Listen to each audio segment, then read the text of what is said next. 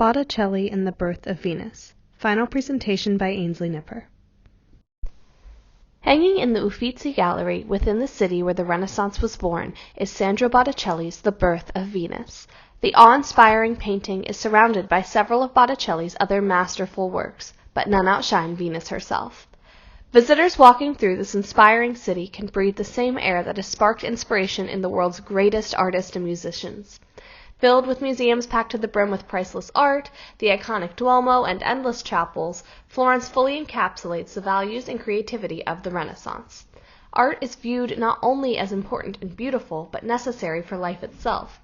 Nearly 2 million people entered the Uffizi Gallery in 2021, beating out Italy's other top attractions such as the Colosseum, Pompeii, and the Vatican by several hundreds of thousands of people. The Birth of Venus is valued to be worth over $500 million, although many would argue that she is priceless. Legend has it that Sandro was given his nickname Botticelli, which means little bottle, by his brother. Born in the mid-1400s, Botticelli was a born and raised Florence local.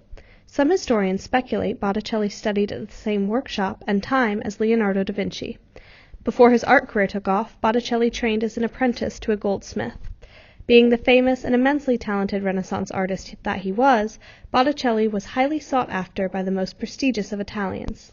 Some of his sponsorships include commissions for the infamous Medici family and paintings within the Vatican Sistine Chapel.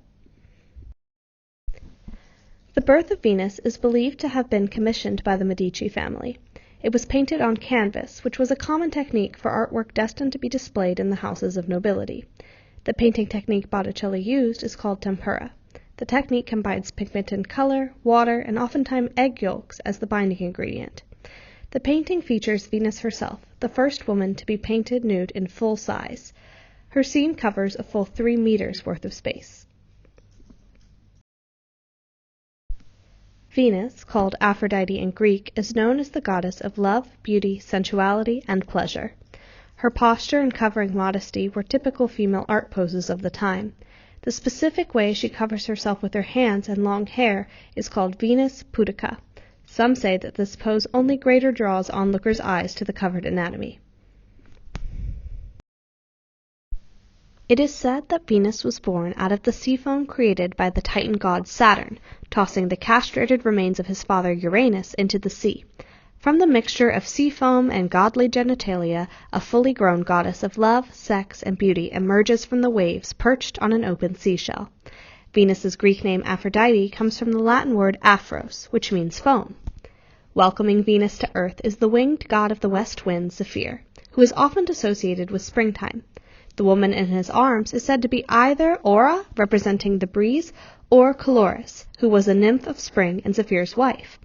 The woman decked in florals and fauna on the right is said to be Hora, the goddess of springtime. The pale pink flowers drifting lightly through the air, the floating breeze softly stirring the painting, and the 3 springtime-focused figures represent the arrival of new life.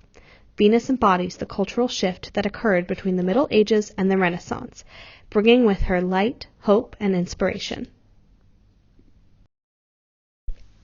The detail of Venus's face is impeccable. She seems to gaze into the eyes of her viewers straight off of her canvas.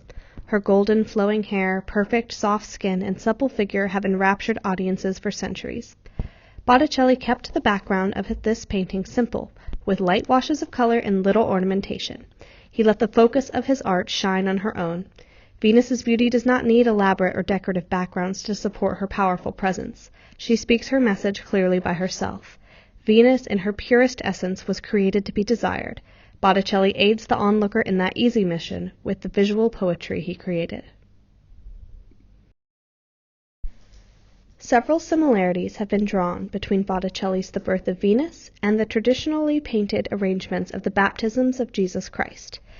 Paintings of the Messiah's baptism feature Christ at the center focal point, emerging out of the water.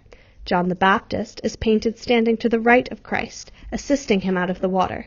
John the Baptist mirrors the same positioning as Hora in The Birth of Venus. Zephyr and his companion mimic the angels standing to the left of Christ.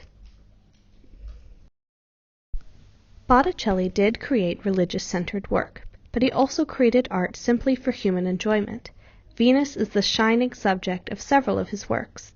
The inspiration Botticelli drew from Venus can be seen in his Calumny of Apelles. It features a naked figure representing truth that is strikingly reminiscent of Botticelli's Venus. The Birth of Venus has forever influenced the way the female body is viewed and appreciated artistically. It inspired a new wave of artists and continues to sire creative inspiration in the people who view her today. Botticelli's work aims to capture and radiate beauty, and The Birth of Venus is the perfect execution of that goal.